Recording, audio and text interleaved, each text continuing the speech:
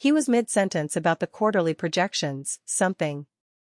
"Dad," I said, my voice sounding like a. He blinked, a slow, deliberate movement, like a tortoise surfacing for air. "Yes, Andrew? It's not about the numbers." He leaned back, the leather of his chair groaning a protest. His eyes, the same shade of faded denim as mine, narrowed slightly. It was always the same look. That look that said I was a puzzle he was still trying to solve. A complex algorithm that refused to resolve. And what is it about then? This was it.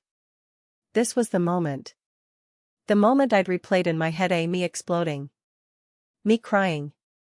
Me just walking out. I'd practiced the words in the shower, Yes, I found everything I was looking for. "It's about you always comparing me," I said. The words felt foreign, too small for the weight they carried. "To her." He sighed, a puff of air. "I don't compare you to her, I simply observe." Observe. Right. Like he was observing a flawed specimen under a microscope. My left knee started bouncing then, a nervous. "You know how it is. It's like your body has its own agenda." And my leg was doing its own thing, a frantic little drum solo against the worn carpeting of his office. I tried to still it, to tuck it under the desk, but it had its own rhythm. It was like it was trying to escape the conversation, to tap its way out of the room. "You said I should have her work ethic. It was last Christmas." The tree sparkling with ornaments I'd made as a kid, the smell of pine needles thick in the air. The faint scent of burnt sugar from the gingerbread cookies we'd tried to bake earlier that day. A project that had ended with more flour on the ceiling than in the dough. Sarah, my older sister, had just closed a huge deal, her name in the local paper. She always had her name in the local paper for something. She'd probably had her name in the local paper for mastering the alphabet when she was 3. He'd handed me a glass of eggnog, his expression a familiar blend of pride and disappointment. "She gets things done, you need to learn that." I remembered the like tiny little hammers chipping away at my already fragile sense of self. I'd taken a sip, the nutmeg and rum hitting my tongue, and it had tasted like defeat. He waved a hand dismissively. "That was a different context. This is about your current performance." "My performance is exactly the same as it was then. And the year before. And the year before that." I could feel the familiar heat rising, prickling behind my eyes. But I wouldn't cry. Not this time. I wouldn't give him that satisfaction. He always said crying was a sign of weakness, a lack of control. So I'd become a master of control, a vault of unshed tears. My throat felt tight, like I'd swallowed a whole bag of cotton balls. And my phone vibrated in my pocket. A quick glance. A meme from my friend, this man it was a cat.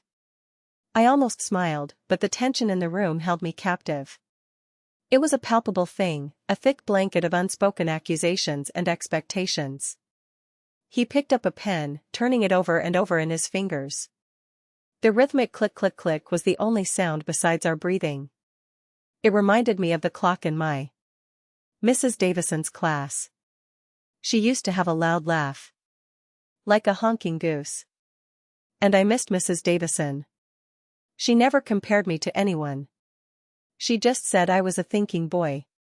Whatever that meant. "Look," he said, setting the pen down. "Your sister is successful. She's a leader. I want that for you too. But I'm not her. I'm never going to be her." The words were out before I could stop them, a blunt declaration. It was like a dam breaking. All the years of trying to fit into a mold that was too small for me, all the times I'd felt like a misshapen piece of clay. I was a lump, not a sculpture. He tilted his head, a slight frown creasing his brow. "And that's a rather defeatist attitude, wouldn't you say?" Defeatist. That was rich. He was the one who'd set the impossible standard.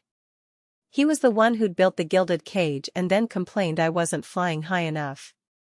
He'd always been so proud of Sarah's accomplishments, her drive, her ambition. He'd talk about her deals, her promotions, her ability to command a room. And then he'd turn to me, his gaze. "Andrew," he'd say, his voice laced with that familiar, subtle disappointment. Sarah never would have let this slide. It was like a constant hum in the background of my life, that comparison. A low-grade thrum of inadequacy. "I'm not being defeatist, Dad. I'm being realistic. I've spent my entire life trying to be what you wanted me to be. Trying to measure up to some impossible, Sarah-shaped ideal. And it's exhausting." My voice cracked a little on the last word. I cleared my throat. It was a stupid thing to do. Now he'd say I was losing my composure. He leaned forward then, his elbows on the desk. The polished wood gleamed under the desk lamp. The scent of old paper and lemon polish filled the air. I'd always hated that smell. It smelled like obligation. "So what are you saying, Andrew?" This was it. The climax. The one sentence I'd been building towards. The escape hatch. The moment I'd imagined with a mix of dread and exhilaration. I'd thought about this sentence so much, it had taken on a life of its own. It was the key to unlocking the door, the magic word that would set me free. "I'm done trying." That was it. The whole thing. The culmination of years of unspoken resentment and unmet expectations. He just stared at me. For a long moment, there was nothing. Just the hum of the office building, like he was trying to mask something with it. Maybe the smell of his own failures. He picked up the pen again. The click-click-click started once more. It was a relentless sound, a tiny, insistent. He was back to his papers, his fingers tracing lines, lost in the world of numbers and projections. The crooked picture frame on his shelf, She was beaming, he was looking slightly strained, but proud. Like he'd somehow willed her success into existence. I stood up. My chair scraped against the floor, a loud, grating sound in the silence. It was a sound of departure, of a final exit. He didn't look up. He was already back to his papers, his fingers tracing lines, lost in the world of numbers and projections. The way he did that instant switch. Almost. I could hear the soft rustle of paper as he turned a page. The faint whir of the air conditioning unit. The faint scent of his expensive cologne It was a scent that clung to him, to this room, to our entire relationship. I walked out. The door clicked shut behind me. I stood in the hallway, the muted carpeting. The hallway itself was decorated with framed diplomas and awards. More awards. Sarah's, probably. And I didn't know where I was going. Didn't have a plan. Just the distinct feeling of having shed. The air outside felt different, lighter somehow. The sky was a bruised purple, the kind that comes before a storm. I thought about this lady, wondered if she ever felt this way. Probably not. She was always so sure of herself. So complete. Like a perfectly assembled puzzle. I bet she never had to deal with a leg that had a mind of its own. Whatever. And the walk to the parking garage was surprisingly long. The concrete felt warm under my feet, even though the sun was starting to dip below the buildings. The sounds of the city were low. I passed a group of construction workers on their break. The smell of stale cigarettes and sweat thick in the air. They were laughing, their voices loud and boisterous. I envied them that easy camaraderie. I needed to call the dentist. I'd been putting it off for weeks. My back molar was starting to ache again. Another thing to add to the list of things I was neglecting. I found my car, a nondescript sedan that had seen better days. The steering wheel was warm to the touch.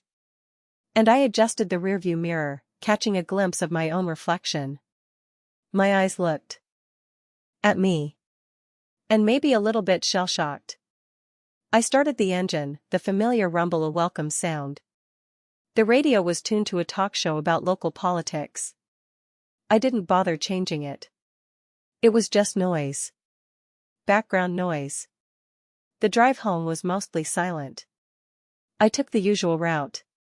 The one that skirted the edge of the downtown area and then cut through a more residential neighborhood. The houses were all different, some grand and imposing, others small and cozy. I'd always liked driving.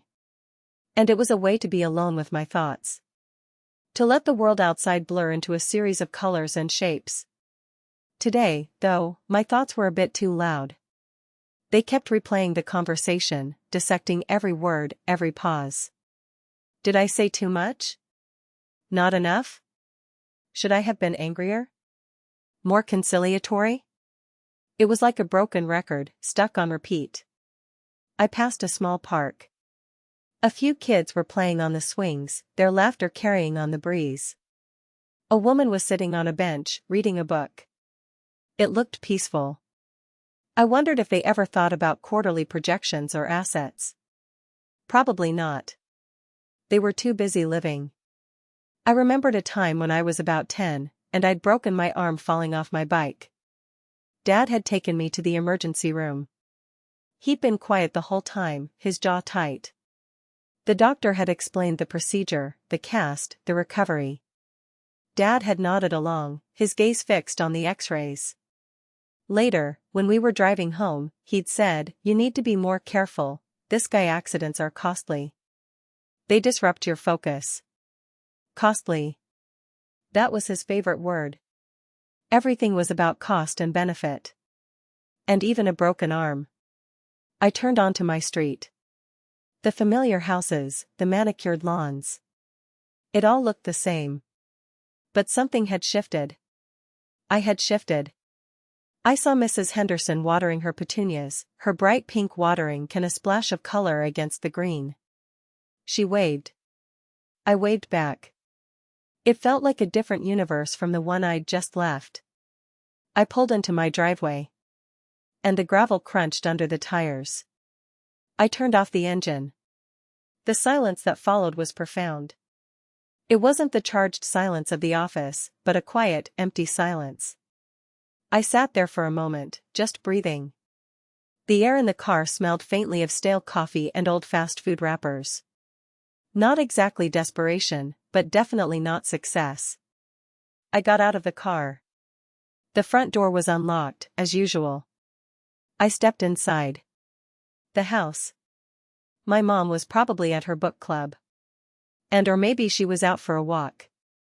She was always out for a walk. I walked into the kitchen. The sink was empty.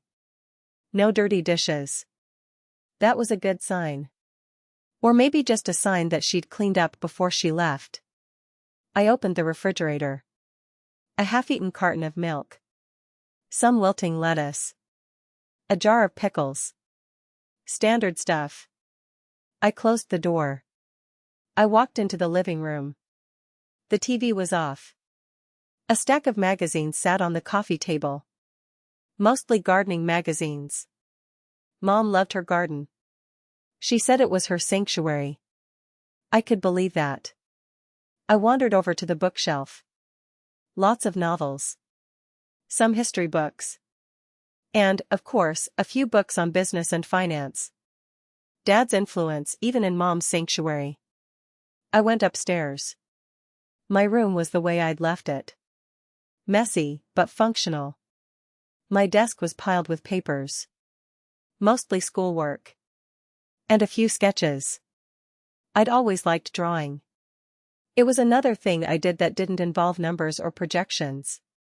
I picked up a pencil. It felt good in my hand. Smooth and familiar. I sat down at my desk. The light outside was fading fast. The sky was now a deep, bruised purple, the kind that comes before a storm. I looked at the blank page in my sketchbook. What was I supposed to draw now? I didn't know. For the first time in a long time, I didn't have an idea. I just had a feeling. A feeling of lightness. And a bit of fear. The fear of the unknown. But also, the thrill of it. And I thought about Sarah. Did she ever feel this way? Probably not. She was always so sure of herself. So complete. Like a perfectly assembled puzzle. She knew what to draw. Or what to say. Or what to do. She probably never had a leg that bounced. She probably never had to worry about her mom's book club. She was probably too busy commanding boardrooms. Whatever. I picked up the pencil again. And then I just sat there, holding it. The storm was coming. I could feel it. And for the first time I wasn't dreading it. I was ready for it. I do not know. You figure it out.